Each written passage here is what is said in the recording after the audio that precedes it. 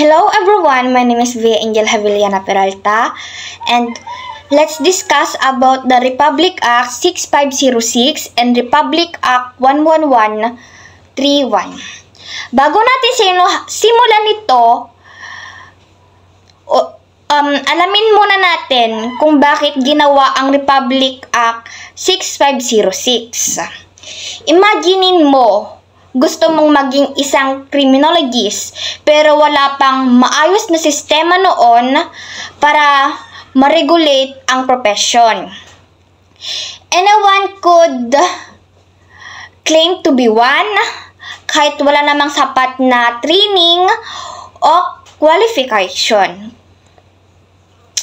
Republic Act 6506 was like establishing the foundation of the field.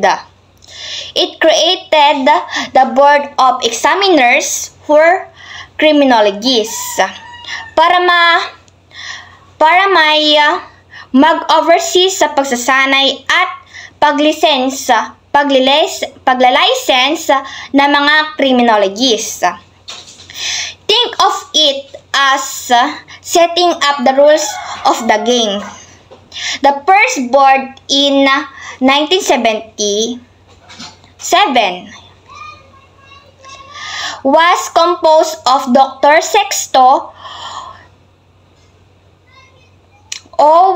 De Leon as a chairman, with attorney Virgilio B. Andres and James S. Navarro as member.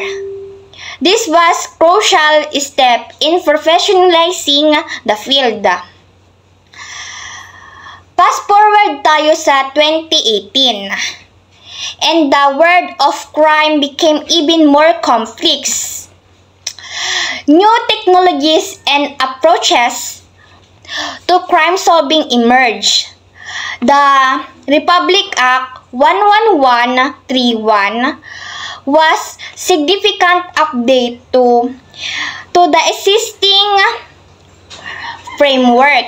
It strengthened the regulation and professionalization of criminology. The law lightened the standard for education, practice, and ethics within the field. The scope of criminology expanded to include more areas like crime prevention, rehabilitation, and community development. It emphasizes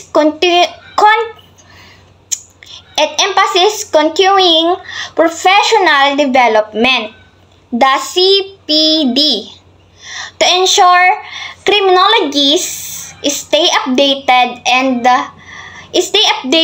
on the latest techniques and knowledge. Definition of term. The number one is APO. It stands for Accredited Professional Organization. That the Professional Regulatory Board of Criminology created hereunder and hereinafter referred to as the board as the one and only recognized and accredited integrated national organization of criminology, subject to the approval of the Professional Regulation Commission. Hereinafter refer to as the commission created under Republic Act number 1981, otherwise known as the PRC Modernization Act of 2000. Ibig sabihin nito, this is ang samahan ng mga registered criminologists. It's like a professional association that promotes the interests of members, provide continuing education opportunities, and sets ethical guidelines. Think of it as a support network and a voice for the profession. Shed refers to the Commission on Higher Education, created under Republic Education Act of 1994 in the formulation of policy standards and monitoring of the criminology education in the country, which shall be assisted by the Criminology Technical Panel, composed of the President of the APO, Chairperson of the Board of Criminology, 1 from the Academy, and 2 from the law enforcement agencies. Commission refers to Professional Regulation Commission, PRC, hereinafter referred to as the Commission created under Republic Act No. 8981, otherwise known as the PRC Moderation Act of 2000. Profession refers to the art and science in the practice of criminology disciplines. Good morning everyone, I am Gerald Peralta from the United Law Officer and I am your reporter for today. Let's go with the definition of terms. Criminology refers to the scientific study of crimes, criminals, and victims. It also deals with the prevention and solution of crimes. Gaya ng sinabi dito sa criminology, sila daw yung nag-study ng crime. They will find the ways to prevent crimes and solutions. Then sa registered criminologist, refers to a natural person who holds valid certificate of registration and an update of professional identification card as a criminologist issued by the board and the commission pursuant to this act. Sabi naman dito, yung registered criminologist daw, sila daw yung mga professionals na nakapasa sa board exam about sa criminology and they will be recognized as a professionals. Sinabi din dito sa must be a citizen of the Philippines or a foreign citizen whose country state has reciprocity with the Philippines in practice of criminology. Dapat daw yung qualification may katumbas daw na kung isa kang foreign citizen tapos mag-ano ka ng criminology dito ng exam, ng board exam ng criminologist, dapat yung napag-aralan mo daw sa state ay katumbas din ng mapag-aaralan dito sa Pilipinas. Tapos must be a good moral character or good reputation and sound mind and body certified by the school where he or she graduated in the barangay where she or he lives, unless the examinee is a foreign national. A certification from any professional good standing will do. Ito naman dito sinabi, connected din sa sinabi ko nung una. Dito naman, must be a good moral character, good reputation, and sound mind and body. Dapat yung reputation mo daw, qualification, dapat malinis. Hindi dapat yung puro kagaguhan, ganun. You have a lot of offenses, hindi ka mabuti, mga hindi mabuting gawain. Tapos pwede naman daw kung isa kang foreigner tapos kailangan mo ng qualification na ganun pero foreigner ka kasi hindi ka naman kilala sa barangay pag foreigner ka kapag katatransfer mo lang dito sa Pilipinas. Kaya ang hanapin lang nila sa'yo yung foreign national certification from any professional of good standing will do. Ganun lang daw. Tapos next naman, we finish the definition of terms. Let's go with the examination, registration, certification, and licensure. Qualifications of an applicant for the licensure examination: must hold a bachelor's degree in criminology, July accredited by the CHED and conferred by a school, college, university, July authorized by the government or its equivalent degree, obtained by the either Filipino or foreign citizen from an institute of learning in foreign country state, provided that it is July recognized and or accredited by the CHED. Dapat na recognize daw. Must not have been convicted of an offense involving moral turpitude by a court of competent jurisdiction, and those who have failed 5 times, whether the consecutive or cumulative, in the criminologist licensure examination, must present a certificate issued by the reputable institution duly recognized by the CHED that such applicant has satisfactorily complete a refresher course in criminology. Sabi naman dito, must not have convicted an offense involving moral turpitude. Dapat daw yung qualification daw, wala ka daw record ng like offense, ganon. Then, next naman, examination, registration naman ulit. Qualifications of an applicant for the licensure exam. An applicant for the licensure exam for criminologists shall satisfactorily prove that one possess the following qualifications. Ito naman yung qualifications para maka-ano ka ng exam. Must be a citizen of the Philippines or a foreign citizen whose country state has reciprocity with the Philippines in the practice of criminology. Now let's move on to the subject for licensure examination. The licensure examination for criminologists shall include but not shall be limited to the following subjects relative weights. Ito naman yung mga subjects na lalabas sa exam. First, let's go with the criminal jurisprudence and procedure. 20% ito sa exam. It contains criminal law book 1, criminal law book 2, related special penal laws, criminal procedure, evidence, court testimony. Then sa law enforcement naman, law enforcement administration, 20% din to sa exam. Police organization and administration, police planning, police patrol operations, police communication system, police intelligence, police personnel and records management, comparative police system and industrial security management. Let's go to crime detection and investigation. Ito naman ay 15% sa exam. Fundamentals of criminal investigation, special crimes, organized crime investigation, fire technology, and arson investigation, traffic management and accident investigation, drug education and investigation, voice control. Next, let's go with the criminalistics. 20% to sa exam. Forensic photography, personal identification, forensic medicine, polygraph examination, forensic ballistic and question documents, and correctional administration. 10% naman to. Institutional corrections and non-institutional corrections lang.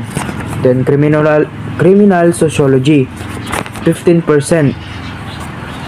Introduction to criminology in psychology of crimes, Philippine criminal justice system, ethics and values, juvenile delinquency and crime prevention, human behavior and crisis management, criminological research and statistics. Ang lalabas doon sa examination, yung lahat ng napag-aralan mo sa college. Like, ito, forensic photography, forensic medicine, mga yan, ethics and values, juvenile delinquency. Let's go with the rating in the licensure examination. To pass the licensure examination for criminologists, a candidate must obtain the weighted average rating of 75% with no grade less than 60% in any given subject. Pag daw dito, pag hindi 75% yung average mo na nakuha, tapos may 60% ka in any subject, bagsak yun. In any case, the examiner obtains a weight of average rating of 75% but has a grade below 60% in any of the subject. The result of the examinee shall be deferred and be required to retake the particular subjects. Gaya ng sinabi ko, pag may 60% ka or below, bagsak na yun. Pero pwede naman na mag-retake ka ulit, then ipasa mo yung subject na yun para maka-test ka para hindi ka mabagsak. Then sa rating pa rin. The deferred examinee shall be only allowed to retake once within 2 years from the date of the examination and shall be required to obtain a grade not lower than 80% on the subject to be considered to have passed the licensure exam. If the examinee failed to retake after the lapse of 2 years or failed to get the passing mark of 80%, the examinee shall retake all the board subjects. Pag naman dito, sinabi naman dito, ang pagre-retake daw ng board exam, ano lang, 2 years. 2 years, gap, may gap na 2 years daw kasi sure ako, pag hindi 2 years yung gap, fresh pa rin sa utak yung tines, kaya alam na alam yung answer, pwedeng makapasa. And 80% na yung rating dito, not lower than 80%. Tapos if nag-failed ka daw na mag-retake after the lapse of 2 years to get the passing mark of 80%, the examinees shall retake all the board subjects. Mas mahirap to kasi i-retake mo na naman lahat ng subjects na naibasa mo na. Kaya mahirap pag hindi ka naka-retake after the lapse of 2 years. In the examination, the deferred examinee shall only be allowed to retake once within 2 years from the date of the examination and shall be required to obtain a grade not lower than 80% on the subject to be considered to have passed the licensure examination. If the examination fails to retake after the lapse of 2 years or failed to get the passing mark of 80%, the examinee shall retake all the board subject. Okay, let's talk about the refusal to issue certificate or registration and professional identification card or temporary special permit. The board shall not register any successful application for registration who has been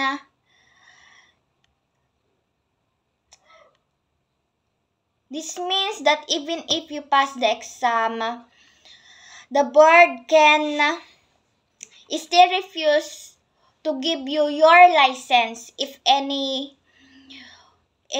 of the following apply. Number 1, convicted with finality of crime involving moral turpitude by a court of competent jurisdiction. Ibig sabihin nito, if a court has finally convicted you of a crime that show really bad character, you won't be registered. Kung may final conviction ka sa isang krimen na nagpapakita ng masamang ugali, hindi ka makaregister. Example, include thief, fraud, or assault. The conviction must be final, meaning all appeal has been exhausted. Number 2, found guilty of immoral or dishonorable conduct by the board. Ibig sabihin na to, the board itself can also decide you're done something immoral or dishonorable. Maaring magdesisyon ang board na may ginawa kang immoral o hindi magandang asal. This might involve cheating on the exam, lying to the board, or other unethical behavior. Number 3, summary adjudged guilty by violation of the general instruction to examines examinees by the board. And ibig sabihin nito, if you broke the rules during the exam itself, like using paggamit ng cellphone or cheating, the board can immediately find you guilty and refuse to register you.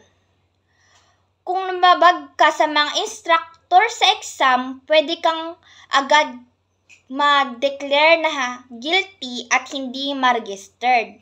Yan po. Pang-apat, declare of unsound mind by a court of competent jurisdiction. Finally, if a court has officially declare you mentally unfit, you won't be registered. Kung sinabi ng court na hindi ka mentally fit, hindi ka makaregistered. This is to ensure public safety and the responsible practice of the profession. In refusing such registration, the board shall be applicant a writing statement setting for the reason thereof and shall file a copy it record. Ibig sabihin nito, no matter what the reason, if the board refuses to register you, they must give you written explanation and keep a record of it.